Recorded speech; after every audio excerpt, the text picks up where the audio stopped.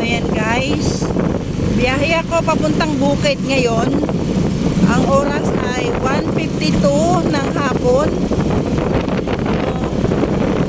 Hapon ng bukid kasi yung asawa ko kanina pa yun umalis, maaga pa. Ang alam ko maaga pa, mga 8 pa lang siguro umalis na siya sa bahay para pumunta sa bukid at magpakain ng mga aso. Pero hanggang ngayon hindi pa nakakauwi. At ang alam ko walang dalang pagkain yun.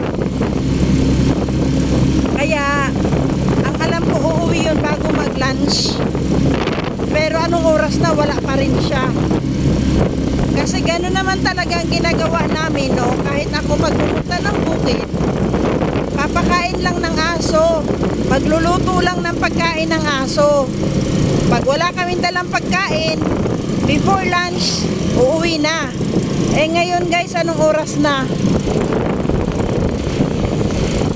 Wala pa rin siya. Hindi pa rin siya nakakauwi sa bahay. So, ito, pupuntahan ko na siya doon sa bukid at ako'y hindi maganda yung aking nararamdaman. Nag-aalala na ako sa kanya sa madaling salita. Kasi ang tagal niya na.